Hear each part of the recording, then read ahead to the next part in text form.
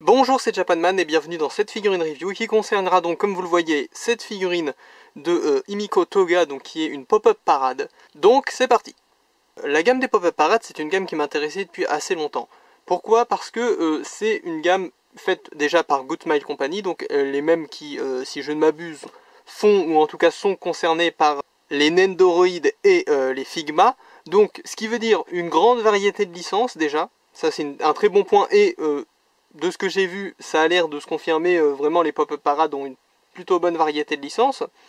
Et ça veut dire aussi une qualité a priori tout à fait convenable, même plutôt vraiment sympa. Du coup, moi, à titre personnel, par exemple, les pop-up parades, ça m'avait surtout intéressé parce qu'ils avaient entamé la commercialisation de figurines Fairy Tail.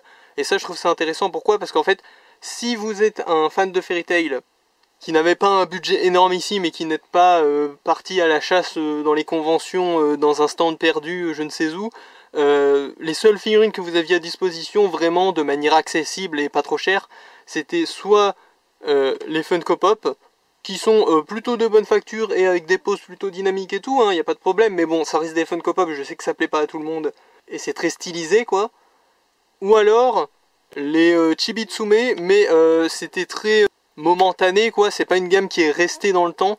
Vous pouvez peut-être encore en trouver une dans un Micromania au fond d'un rayon si vous avez de la chance, quoi, mais c'est pas une gamme qui est vraiment restée pérenne dans le temps, donc même là, et puis en plus c'est encore des figurines assez petites. Bon, c'est quand même pas mal, mais on peut vouloir mieux, quoi, quand on est fan d'une licence, et donc en tant que fan de Fairy Tail, les options n'étaient pas très grandes, vraiment, sans se ruiner et sans devoir fouiller dans le moindre recoin de n'importe quel stand en convention. Moi je vous dis, on trouve rien. Donc du coup, les pop-up parades, c'est une gamme qui m'intéressait. Parce qu'il y a eu pas mal de figurines Fairy Tail qui sont sorties et le prix d'une pop-up parade n'est pas exorbitant. Ça reste un budget, hein, parce que pour dire la vérité, je n'en ai pas encore acheté, alors que pourtant j'ai eu l'occasion d'en acheter plusieurs. Pourquoi? Parce que j'ai du mal à en trouver en dessous d'une quarantaine, 45 euros, quoi. Et j'ai pas énormément de budget ces derniers temps, donc voilà, même moi qui suis très fan de Fairy Tail, j'avais pas encore eu le plaisir d'en avoir une Fairy Tail, mais du coup je suis très content d'avoir trouvé celle-ci, qui n'est pas Fairy Tail, qui est My Hero Academia, donc qui est Himiko Toga, vous l'avez reconnu, c'est une méchante assez populaire du manga. Et le truc qui est vraiment cool, c'est que je l'ai eu à un bas prix, je l'ai eu à une quinzaine d'euros, 14,99 d'ailleurs, précisément. Ce qui est un bon prix, je trouve. C'était de l'occasion, mais ça reste un bon prix quand on sait que ça peut aller du coup vers les 40-45 euros, on va dire, c'est le prix de base. En plus, il me semble bien que je l'ai eu en boîte. Bon, par contre, la boîte, je ne vais pas vous la montrer en direct parce que de mémoire, elle est très transparente. Donc, il y aurait pas mal de reflets. Voilà, ça passerait pas bien en vidéo. Et en plus, une image d'internet fera très bien l'affaire. Donc, voici cette image d'internet de la boîte si vous vouliez savoir à quoi elle ressemblait. C'est une boîte très transparente. Comme j'ai dit, c'est plutôt sympathique. On peut bien voir la figurine. Sinon, je pense que vous êtes là pour voir les détails de la figurine de Himiko. Donc, les trucs de Fairy Tail, on va les bouger un petit peu. Du coup, comme vous pouvez le voir, c'est une figurine plutôt sympathique. On notera qu'elle a un socle 1, 2, 6, hexagonal. Et un socle qui n'est pas rond, c'est plutôt sympa, je trouve, parce que ça change un peu, ça donne un petit style, tout en restant subtil. Vous voyez, c'est pas un socle customisé ou je ne sais quoi par rapport à la série, c'est juste un simple socle d'une sorte de noir un peu transparent. Mais ça fait l'affaire, et c'est un peu original du coup, c'est un peu plus stylisé que si c'était juste un rond, quoi. Donc pourquoi pas, c'est toujours un petit plus. Bon, là on voit bien la poussière, désolé. Voilà, sinon on va passer en revue la figurine, mais on va faire comme d'habitude, on va partir du haut et on va aller jusqu'en bas pour bien regarder tous les détails. Mais comme vous le voyez, au global, alors j'espère que la caméra rend bien, c'est une figurine qui est plutôt sympa, quoi. Vous voyez, il y a un niveau de détail plutôt convenable, la peinture est pas mal du tout. Franchement, c'est plutôt du joli travail. Du coup, passons là en revenu dans les détails. Donc, au niveau de la tête, elle a les cheveux bien ébouriffés avec plein de petits pics. Je crois qu'il ne m'en manque aucun. Hein. C'est le genre de risque quand on a ce genre de figurine d'occasion. Il y a tellement moyen qu'il y ait un petit pic de ses cheveux qui se soit cassé et que j'en sache rien. Parce que bah, c'est pas le genre de truc qui se remarque beaucoup, quoi. C'est les petits appendices qui sortent de la figurine comme ça et qui peuvent se casser facilement. S'il en manque un et que tu le sais pas, bah tu le remarques pas, quoi. Donc bon, je pense qu'il y a tous les cheveux. En tout cas, c'est sympa que la coiffure soit élaborée comme ça. On voit même qu'il y a un peu de profondeur, hein, vous voyez, c'est plutôt cool. Il y a du volume, quoi, dans ses cheveux. Et ils sont un peu en mouvement aussi d'ailleurs, on voit, ils partent par là, hop. Donc ça c'est plutôt cool. À l'arrière, rien à dire, hein, plutôt bien détaillé aussi. Le visage, je trouve, fait tout à fait justice au personnage, l'expression colle bien, c'est des yeux avec un effet un peu... je sais pas comment expliquer, mais vous voyez cet effet un peu imprimé qui rend bien sur un personnage de manga comme ça, avec des yeux très expressifs. Vous voyez, au final, le visage n'est pas tellement sculpté, mais pourtant ça rend vraiment bien, justement, parce que les yeux sont très bien, sont très réussis, et du coup, on voit toute la malice dans son regard, on voit ses petites joues qui rougissent, ça rend très très bien, je trouve. Ensuite, on a ses mains qui font une expression aussi qui lui va très bien. Ces petits... je sais pas comment appeler ça, les petits trucs de sang là, pour qu'elle a accroché au dos, les petites seringues, je suppose, sont plutôt sympathiques aussi. On voit bien le câble et tout qui fait des... Et c'est pas fragile pour autant, vous voyez, c'est des... J'ai pas peur que ça se casse, donc plutôt bien joué aussi. On voit bien l'effet aussi de pliure, j'allais dire, c'est pas le mot. Vous voyez, les câbles sont pas droits, quoi, ou sont pas pendouillants non plus. C'est vraiment, il y a un effet de mouvement des câbles, là, comme ça. Je sais pas vraiment comment exprimer ça autrement. Qui est plutôt sympa. Ensuite, on a une espèce de masque foulard bizarre, je sais pas trop comment appeler ça, avec ses dents. Pareil, très réussi, le sculpte est pas mal. Ouais, non, si. Ouais. Et la peinture déborde pas trop sur les dents, c'est pas mal aussi, ça.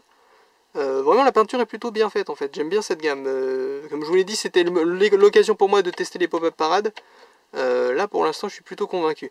Le petit foulard rouge, très bien aussi. La veste, enfin, c'est l'espèce de pull d'étudiante japonaise, très réussi aussi, hop, avec les petits boutons même sculptés, tout ça, ça rend bien.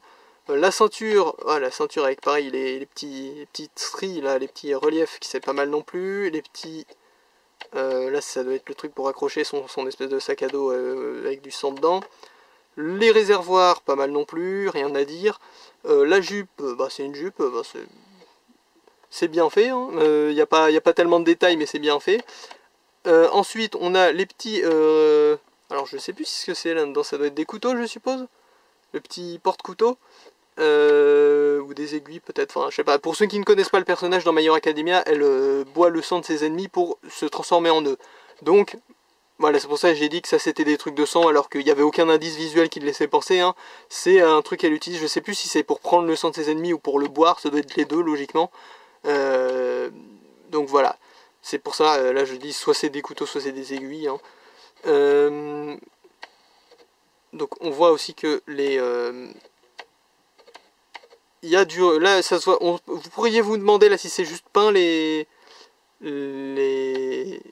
lanières autour de ses jambes. Non, c'est bien, il y a un relief. Hein. Je vous le dis, ça se sent surtout au toucher. Ça se voit pas trop à la caméra, mais il y a bien un relief. Ensuite, on a ses jambes, on a ses chaussettes. Excusez-moi, le focus est pas très coopératif. Hop. Voilà, on a ses chaussettes, on a ses chaussures qui sont aussi, je crois, des chaussures typiques d'étudiants japonais. Voilà, grosso modo, elle est en uniforme d'étudiante. Hein. C'est un peu la thématique, c'est un peu un personnage qui a eu des inspirations très yandere dans l'esprit. Hein. C'est un peu l'archétype auquel appartient ce personnage. Alors, plus ou moins véridiquement, hein. Après c'est un personnage qui a ses subtilités dans le manga et qui évolue un peu, surtout vers la fin, mais voilà quoi, l'inspiration de base c'est clairement le côté yandere, donc c'est pour ça que c'est une étudiante, basiquement c'est une étudiante japonaise au niveau du costume, avec bien sûr son arsenal de super vilains, parce que c'est quand même une méchante qui a des pouvoirs et tout, mais c'est pour ça qu'on retrouve beaucoup d'éléments de costumes d'étudiants japonais. Et donc, comme vous voyez, il y a le socle, toujours avec de la poussière dessus, je suis désolé. Et on peut noter que le socle épouse le dessous de sa chaussure, là, comme ça, et avec un petit effet transparent. C'est pas plus mal, je trouve que ça rend pas trop mal. C'est sans doute pour renforcer la stabilité, peut-être parce que parfois, juste des picots, c'est moins stable ou ça casse plus facilement. Je suis pas contre, je trouve que ça rend bien. Ça épouse bien le socle et en même temps c'est suffisamment transparent pour que tu confondes pas ça avec un bout de la chaussure. Donc je trouve que ça rend pas mal. Bon, avec moins de poussière ça rendrait mieux, je vous le concède. J'aurais dû repasser un coup dessus avant de vous le montrer, désolé. Donc voilà, c'est à peu près tout. Alors c'était pas une figurine très compliquée à passer en revue. Hein. C'est un personnage plutôt populaire, d'un manga plutôt connu. dans une gamme plutôt qui a bonne presse, je pense. Enfin, les Pop-Up Parade, c'est vraiment une gamme que je suis content d'avoir vu débarquer, parce que c'est un peu le pendant statut fixe des Figma et autres Nendoroid qui sont des figurines articulées. Et du coup, vu qu'il n'y a pas d'articulation, ça peut aussi se permettre d'être un peu moins cher. Comme je vous l'ai dit, pour une quarantaine d'euros, allez, une cinquantaine, tu peux avoir à peu près tous les persos, on va dire les persos un peu mainstream, tu peux les trouver facilement et tu peux les avoir sans trop de problèmes. Alors il y a des persos un peu plus obscurs qui, je suppose, sont moins accessibles. Par exemple, je crois savoir qu'il y en avait des Danganronpa, des Pop-Up Parade, ça pourrait m'intéresser, mais c'est vrai que j'en ai jamais vu en magasin. Ou même dans les magasins spécialisés, enfin j'en ai jamais croisé. Après je suppose que ça dépend dans quel magasin vous allez, hein, encore et toujours. Mais voilà, Pop-Up Parade c'est une gamme que je voulais absolument tester, et je dois avouer que je suis plutôt convaincu là. Et pour le prix de 15 euros, j'ai absolument rien à redire là, c'est sûr. Voilà, c'est parce que j'ai acheté d'occasion et j'ai eu un bon prix. Pour peut-être un autre prix, ça aurait été je pense que j'en aurais eu pour mon argent quand même. Voilà, même si j'avais acheté 40 euros, imaginons que j'étais super fan de ce perso là et que je l'avais acheté au prix fort, je pense que j'aurais pas été déçu. Ça reste, c'est plus que décent en fait, pour tout vous dire. On est mieux quand même, je trouve, que des figurines un peu prize ou ce genre de choses. On est quand même sur le niveau au-dessus. Je sais pas comment vous expliquer ça. J'ai pas de mots en fait pour exprimer ça, mais le fait que la peinture soit aussi soignée et que je sais pas, il y a un rendu très vrai, je trouve, du personnage, qui il est vraiment dépeint comme il serait dans le manga, enfin plutôt dans l'anime vu qu'elle est en couleur, mais vous avez saisi l'idée. Il y a vraiment un côté très fidèle et très propre à cette figurine en fait, que parfois on a un peu moins sur d'autres figurines. Là c'est vraiment très propre. C'est ça qui ressort en fait, c'est que ça se voit que c'est pas du haut de gamme, mais c'est vraiment le haut de gamme du middle gamme. Enfin, je sais pas si vous voyez ce que je veux dire. C'est-à-dire que pour cette gamme de prix là, c'est vraiment pas mal, je trouve. Voilà, moi le côté propre, vraiment propre de la façon dont c'est fait, le sculpte est très propre, la peinture est très propre. Vraiment, je pense qu'en fait, tant qu'on n'est pas un puriste, c'est le plus haut qu'on peut atteindre. Vous voyez ce que je veux dire ? C'est-à-dire, si tu veux juste une dépiction fidèle du personnage, d'une manière où il n'y a pas de il n'y a pas de doute, c'est vraiment très bien fait, il n'y a pas de grossièreté, parce que c'est du PVC un peu bizarre qui reflète la lumière, ou parce que c'est une peinture un peu bâclée. Non, il n'y a pas ça. C'est vraiment juste une figurine très fidèle du personnage, qui n'en fait pas trop et qui sait être respectueux du matériau d'origine. Ça j'aime bien, c'est vraiment... Franchement, je voudrais bien des Pop-Up Parade, moi, à vrai dire, là, maintenant, en la regardant plus en détail, j'en voudrais bien d'autres. Enfin, j'en voulais déjà d'autres avant, mais vous voyez ce que je veux dire. C'est-à-dire là, mes personnages préférés, avec une dépiction aussi fidèle, je trouverais ça vraiment cool. Et voilà, est-ce que je suis en train de m'auto-convaincre d'acheter une Fairy Tail la prochaine fois que je la vois? Peut-être, peut-être. Mais le budget va peut-être me dire le contraire, on verra bien. Quoi qu'il en soit, merci d'avoir regardé cette vidéo. C'était la figurine review de la Pop-Up Parade de Toga Himiko, le personnage de My Hero Academia que vous connaissez sans doute très bien. J'espère que cette vidéo a été utile à quelqu'un, hein. C'est le genre de vidéo que j'espère vous regarderez avant de l'acheter par exemple, histoire de vous bien voir à quoi elle ressemble et qu'est-ce qu'il y a dans la boîte, etc., etc.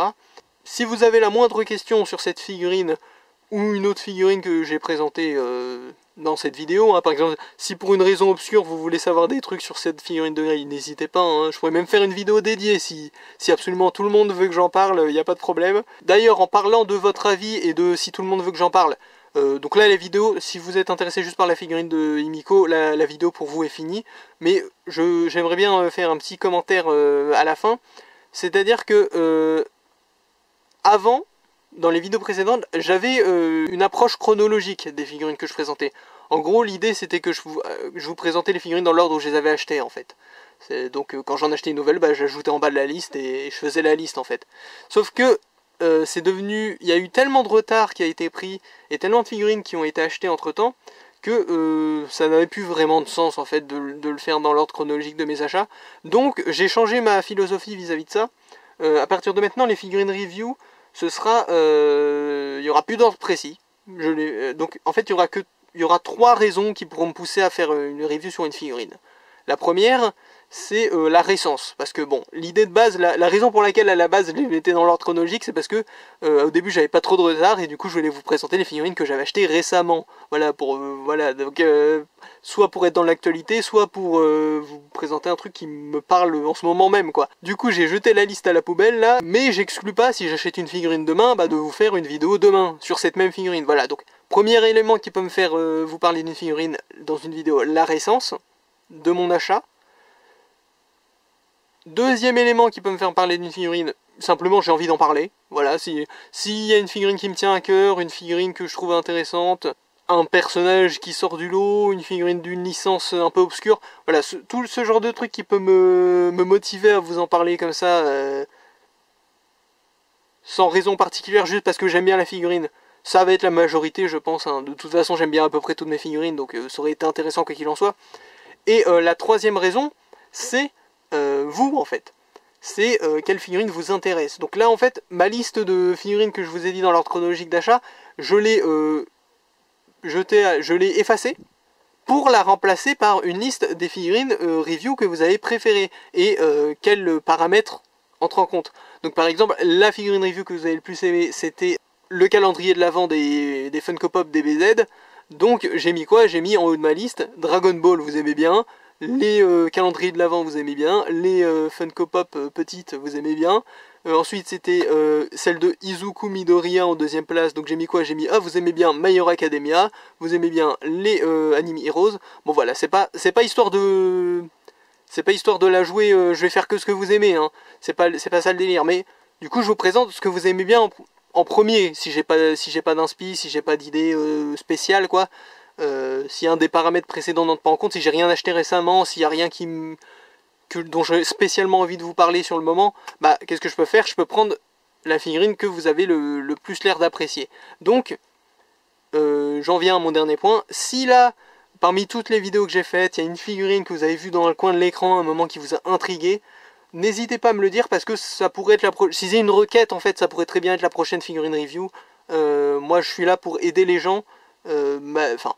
Ma démarche, en fait, c'est à moitié une démarche d'archivage pour moi, parce que ça me fait plaisir de parler de mes figurines, et aussi un peu une démarche, je me dis, le public cible, en fait, de mes vidéos, figurine review, c'est vraiment les gens qui hésitent à acheter la figurine, en fait, sont là dans le Micromania, dans le rayon figurine de leur magasin, et se demandent, ouais, mais elle ressemble à quoi en détail, cette figurine? Est-ce que je l'achète? Bah, du coup, tu peux mettre ma vidéo, même sans le son, puis tu passes vite fait dedans, et puis tu vois à quoi tu t'exposes, quoi. Moi je trouve ça toujours sympa, les reviews comme ça, il faut toujours qu'il y en ait. Donc, si jamais il y a la moindre figurine que j'ai présentée dans une de mes vidéos, qu'on a vu, qu'on a entreaperçu dans une lecture manga, qu'on a vu dans un coin d'un de mes TikTok, j'en sais rien, ce que vous voulez, n'hésitez pas à me demander d'en parler, je peux faire une vidéo dédiée, ça me fera même très plaisir. Voilà. Ça a été beaucoup plus long ce petit point final de la vidéo que je ne le pensais. J'espère que je vous ai pas fait perdre votre temps. C'était Japanman, à plus.